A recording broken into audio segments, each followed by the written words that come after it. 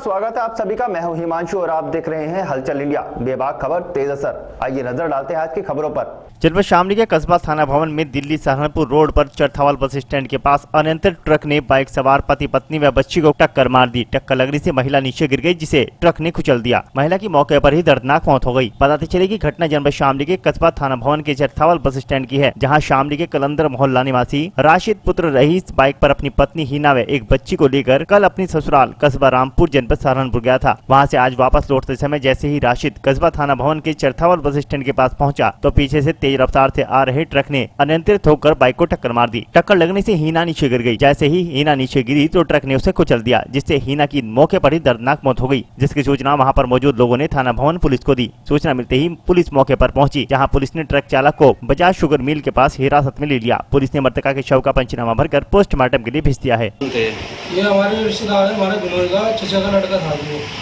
ये कल वहाँ मिलने गए थे रामपुर से आ रहे थे। चार चढ़ता हुआ स्टैंड के पास उनका एक्सीडेंट हुआ। अच्छा, क्या नाम था इनका? इनका नाम था राशिद, घर वाले का नाम हिना था। अच्छा, कितनी उम्र होगी लगभग इसकी? लगभग होगी 30-35 साल में। गरीब आदमी है बहुत सारे। रामपुर क्या करने के लिए गए थे? रामपुर इसकी ससुराल थी, वहाँ से दिला लगा गए, बच्चों को लगा गए। कल गया था जी, आज आने लगा। अच्छा, कितने बच्चे हैं इनके? सारे बच्चे तो एक ही थी, 7 और का बता दिए जी।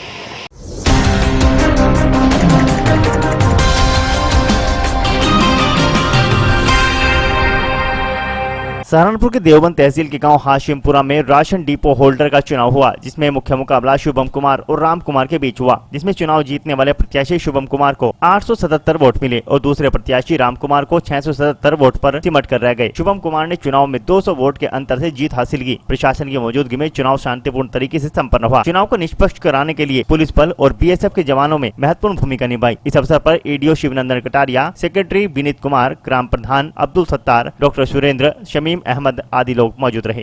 200 रुपये से। तो अब आप गांव के लोगों से क्या कहना चाहेंगे? अब आप चुनाव जीत चुके हैं। लोगों से ये कहना चाहता हूँ, जैसे आज तक वो मेरे साथ रहे हैं, आगे भी मेरे साथ रहे। जैसे आज उन्होंने मुझे चुनाव जिताया, आगे भी मेरे साथ ऐसे खड़े रहेंगे। मैं उनके हमेशा साथ रहूँगा, उन्हें कोई दिक्कत नहीं आएगी। तो गांव के जो गरीब लोग हैं उनके लिए आपके पास किस तरह की सुविधाएं रहेगी? गाँव के जो गरीब है, जैसे जिनके पास कार्ड होते हैं वो उतना तो राशन मिलेगा ही मिलेगा। जिनके पास कार्ड वगैरह नहीं है, वो गरीब है, उनके वो कार्ड नहीं वो अफोर्ड कर सकते, तो उनका कार्ड बनवाएंगे, फिर राशन को देंगे।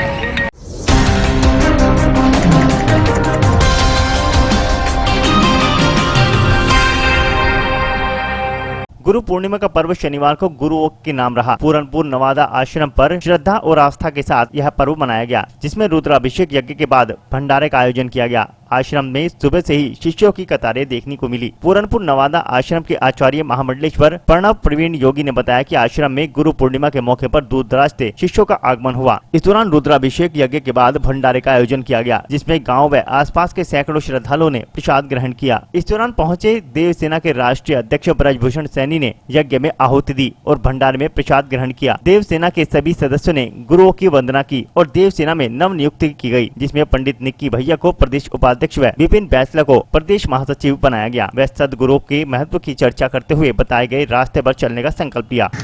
आज हमारा एक पुरातन कार्यक्रम है, ये प्राचीन युग से चला आ रहा है, गुरु पूर्णिमा महापर्व।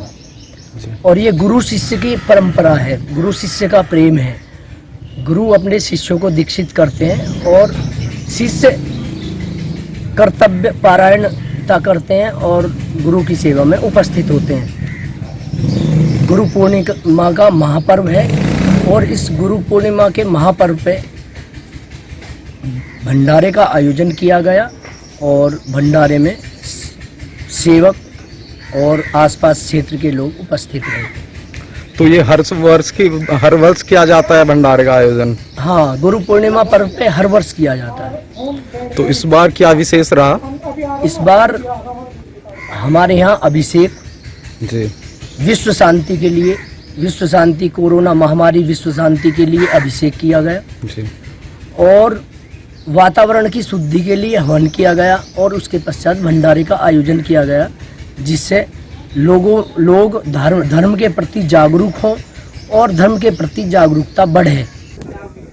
देव सेना द्वारा उत्तर प्रदेश के बागपत जिले में देव सेना के प्रदेश अध्यक्ष धर्म प्रकोष्ठ के प्रवीण बाबा जी ने ये प्रवीण योगी जी ने ये कार्यक्रम का आयोजन किया है और इस कार्यक्रम का उद्देश्य है हिंदुओं को जागरूक करना, एकजुट करना और मजबूत करना। और मजबूत करने के लिए ही इस कार्यक्रम का आयोजन हुआ है और यहाँ उन्हें बताया गया है कि आने वाला समय क्या होगा और उन्हें किस तरह से अपनी सुरक्षा का ध्यान रखना है। यदि हमारे हिंदू भाई जागरूक नहीं हुए तो स्थिति बहुत भयंकर हो जाएगी। इस स्थिति से निपटने के लिए सभी को जागरूक होने की ज़रूरत है, आपस में भाईचारा और एकता बनाने की ज़रूरत है। यदि हम भाईचारा और एकता से रहेंगे तो सबसे पहली बात तो हमारे आपसी विवाद समाप्त हो जाएंगे और जब परिवार और समाज एकजुट होता है तो जो विपत्तियां बाहर से आने वाली होती हैं वो सब सतह ही दूर हो जाती है। ऐसी विपत्तियों का हम आसानी से समाधान भी कर सकते हैं। आज हमारे धर्म पर लगातार कुठाराघात हो रहा है, कहीं लव जिहाद हो रहा है, कहीं हिंदुओं की हत्याएं हो रही हैं और कहीं हिंदू प्रताड़ित कर रहे हैं। ऐसी विकट स्थितियों से हिंदू कैसे निजात पाए, इसी पर चर्चा हुई है और इसी विषय को लेकर गंभीरता से सभी लोगों को जागरूक किया गया है कि इन सारी परिस्थितियों से वो बचने के लिए और अपने आप को मजबूत करने के लिए आज के इस माध्यम से इन्हें बताया गया है कि वो कैसे मजबूत होंगे और कैसे उन्हें अपने धर्म की रक्षा करनी है। तो इसी बारे में विस्तार से चर्चा की गई।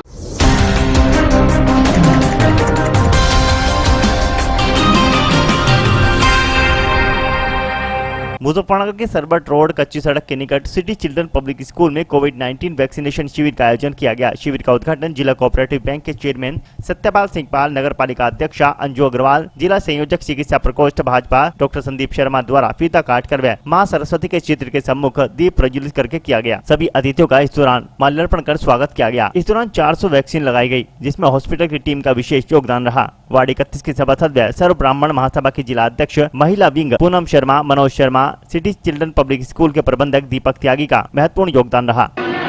ये वार्ड 31 में हमारी सभासद हैं पूनम शर्मा जी, उनके वार्ड में वैक्सीनेशन का कैंप का आयोजन किया गया है। ये बहुत एक्टिव है, मेरे ख्याल तो दूसरा या तीसरा कैंप होगा और आप देखिए कितना रश हो रहा है। यहाँ पर लाइन से सब रजिस्ट्रेशन हो रहे हैं और ये वैक्सीनेशन इतनी आवश्यक है कि ये हर वर्ग के आदमियों को लगवानी चाहिए, क्योंकि इसी से ये बचाव का एकमात्र कारण यही है हमारे लिए जो हमें बचाएगा। कोरोना जैसी महामारी से जो हमारा जीवन रुक सा गया था, ठहर सा गया था, सबके अंदर भय है, तो ये सिर्फ टीकाकरण जो ये निकाला गया है वैक्सीनेशन सरकार की ओर से, तो ये बहुत ही कारगर सिद्ध है। अब जो थर्ड लहर आ रही है उसमें भी अगर ये कोरोना के दोनों टीके लगे हैं तो उसमें बहुत कम असर होगा। ये मत समझिए कि कोरोना चला गया है, ये टीका कर लगा लिया तो हम कोरोना को भागा हुआ समझें या चला गया, ये नहीं।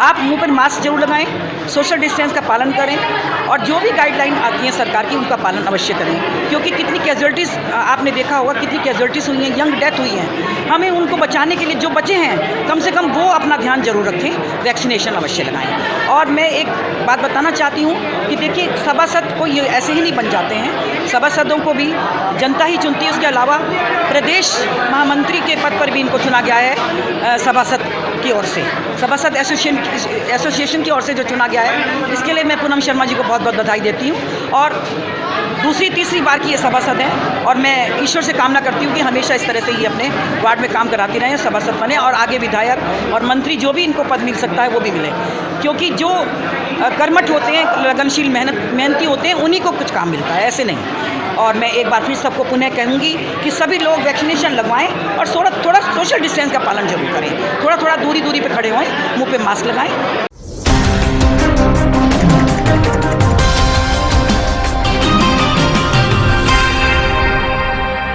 मुजफ्फरनगर के शिव चौक पर गुरु पूर्णिमा के शुभ अवसर पर अखिल भारत हिंदू महासभा के कार्यकर्ता अंकुर शर्मा पुत्र राधा गोविंद शर्मा के द्वारा भंडारे का आयोजन किया गया, जिसमें सभी आने जाने वाले राहगीरों को भंडारे का प्रसाद खिलाया गया। अखिल भारत हिंदू महासभा के प्रदेश अध्यक्ष योगेंद्र वर्मा ने गुरु पूर्णिमा का महत्व बताते हुए कहा कि गुरु की महिमा माता पिता व भगवान से भी बड़ी होती है। गुरु को ही सर्वोपरि माना गया है। गुरु के बिना शिक्षा ग्रहण करना असंभव है। आज गुरु पूर्णिमा के शुभ अवसर पर हमारे अंकुर शर्मा पुत्र राधा गोविंद शर्मा के द्वारा इस भंडारे का आयोजन किया गया है, जो हिंदू महासभा में छात्र संघ में भी है।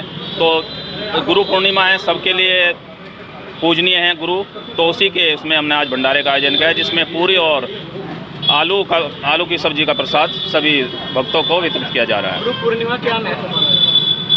गुरु पूर्णिमा का महत्व बहुत बड़ा है, क्योंकि गुरु की महिमा माता पिता से बड़ी होती है, भगवान से बड़ी होती है। तो गुरु ही सर्वोपरि है। बिना गुरु के हम शिक्षा प्राप्त नहीं कर सकते, बिना गुरु के हम कोई भी कार्य आगे नहीं बढ़ा सकते। तो गुरु ही सर्वोच्च माना गया है, चाहे भगवान से बढ़कर हो, चाहे माता पिता से बढ़कर हो, तो गुरु को ही सर्वोच्च दर्जा दिया गया है।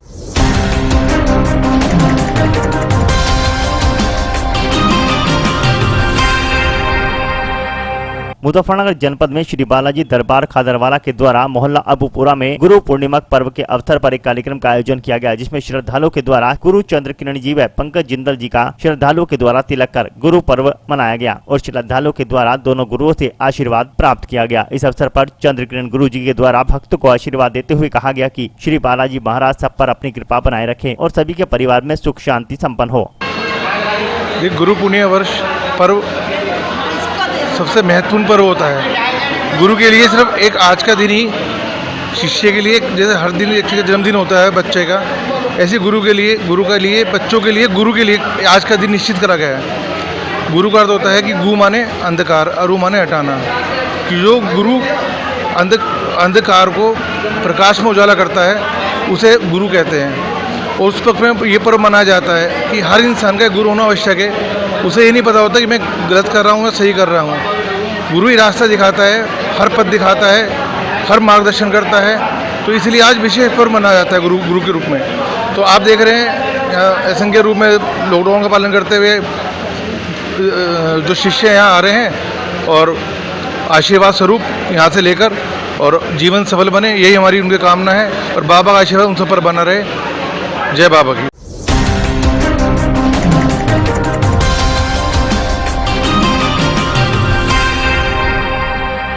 मुजफ्फरनगर जनपद के महावीर चौक स्थित समाजवादी पार्टी कार्यालय पर संगठन विस्तार व समीक्षा बैठक में पहुंचे सपा योजना सभा के प्रदेश अध्यक्ष अरविंद गिरी का कार्यकर्ताओं और पदाधिकारियों के द्वारा फूलमालाएं पहनाकर भव्य स्वागत किया गया। इस अवसर पर अरविंद गिरी ने कार्यकर्ताओं को संबोधित करते हुए कहा कि वह ज्यादा से ज्यादा लोगों को समाजवादी पार्टी की नीतियों से प्रभावित कराते हुए पार्टी की सदस्यता ग्रहण कराएं और आने वाले 2022 के चुनाव के लिए सभी मैदान में उतर जाएं और लोगों को पूर्व मुख्यमंत्री व समाजवादी पार्टी के राष्ट्रीय अध्यक्ष अखिलेश यादव के द्वारा किए गए कार्यों के बारे में अवगत कराएं। और उन्होंने बताया कि विकास के मुद्दों पर केवल समाजवादी पार्टी ही कार्य करती है। भाजपा जैसी पार्टी तो केवल लोगों को आपस में लड़ाने का कार्य करती है। इस अवसर पर समाजवादी पार्टी के जिला अध्यक्ष प्रमोद त्यागी, जिला कोषाध्यक्ष सचिन अग्रवाल, मीडिया प्रभारी साजिद हसन, योजना सभा के जिला अध्यक्ष फिरोज अंसारी, लोहिया वाहिनी के जिला अध्यक्ष संदीप पाल, पूर्व प्रदेश उपाध्यक्ष गौरव जैन मौजूद रहे।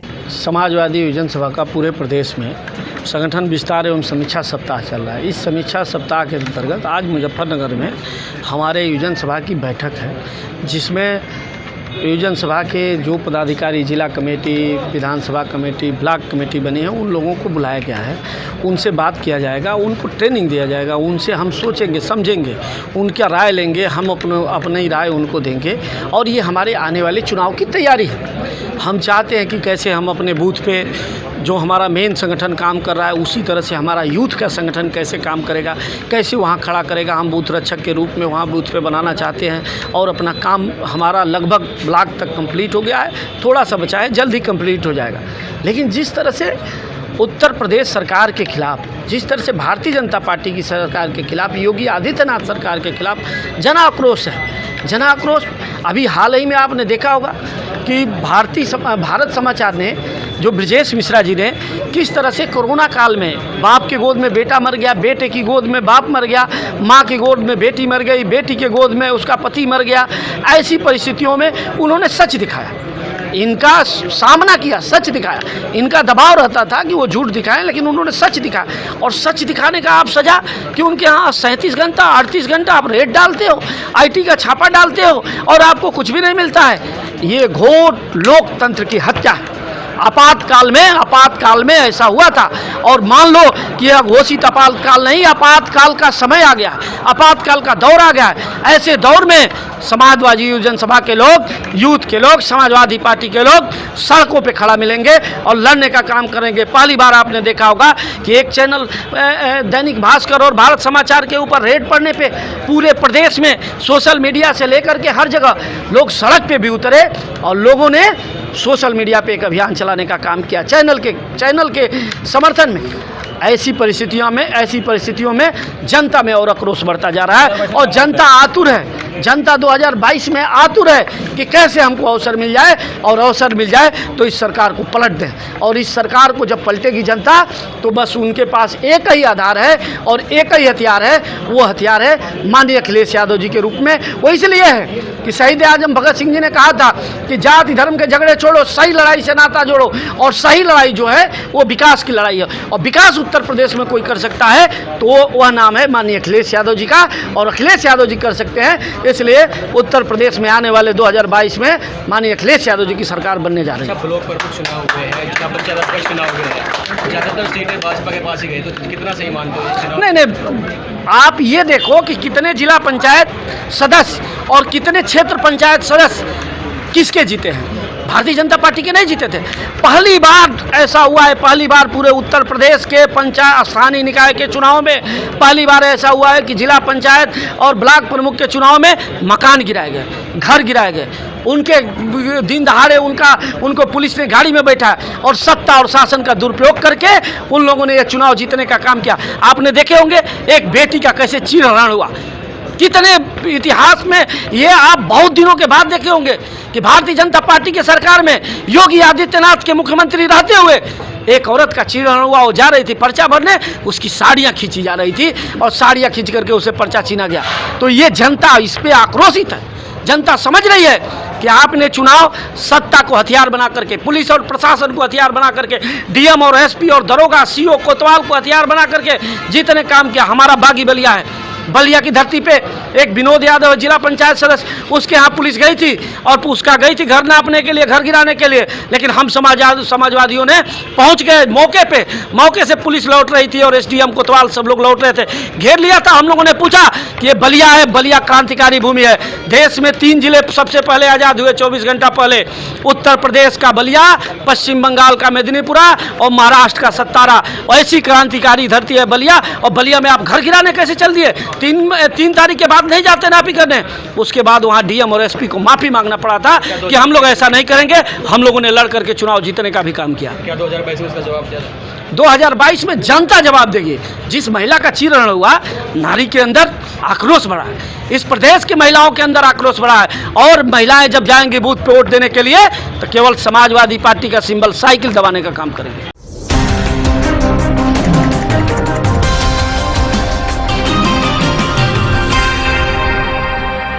मुजफ्फरनगर जनपद के चरथावल थाना क्षेत्र के गांव अलावलपुर में हुए बवाल के बाद शनिवार को गांव में सन्नाटा पसरा रहा। वहीं सुरक्षा की दृष्टि से कुटेसरा चौकी इंचार्ज ओमेंद्र सिंह के नेतृत्व में भारी पुलिस फोर्स तैनात रहा। वहीं विवाद के निस्तारण के लिए पुलिस व प्रशासनिक अधिकारियों ने मौका मुआयना किया। दरअसल चरथावल थाना क्षेत्र के गाँव अलावलपुर में दीवार निर्माण को लेकर 2 पक्षों में बवाल हो गया था। इस दौरान दोनों पक्षों में जमकर पथराव हुआ था। वहीं सूचना पर पहुंची पुलिस पर भी आरोपियों ने पथराव किया था, जिसमें 4 पुलिसकर्मी घायल हो गए थे। पुलिस ने इस मामले में गंभीर धाराओं में मुकदमा दर्ज कर 7 आरोपियों को जेल भेज दिया था। शनिवार को गांव में पूरी तरह सन्नाटा पसरा रहा। वहीं सुरक्षा की दृष्टि से कुटेसरा चौकी प्रभारी ओमेंद्र सिंह के नेतृत्व में भारी पुलिस फोर्स भी तैनात रहा।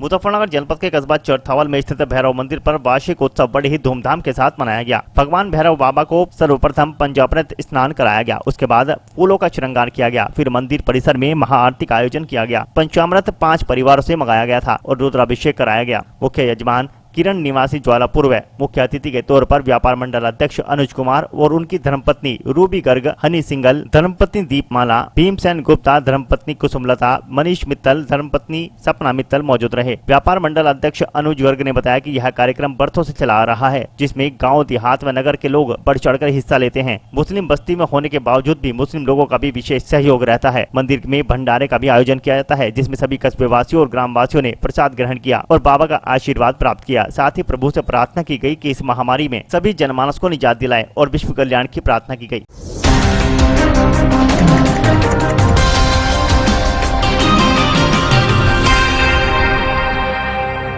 आज के बुलेटिन में इतना ही। कल फिर होंगे हाजिर कुछ नई और ताजा खबरों के साथ। देखते रहिए हलचल इंडिया, बेबाक खबर तेज असर।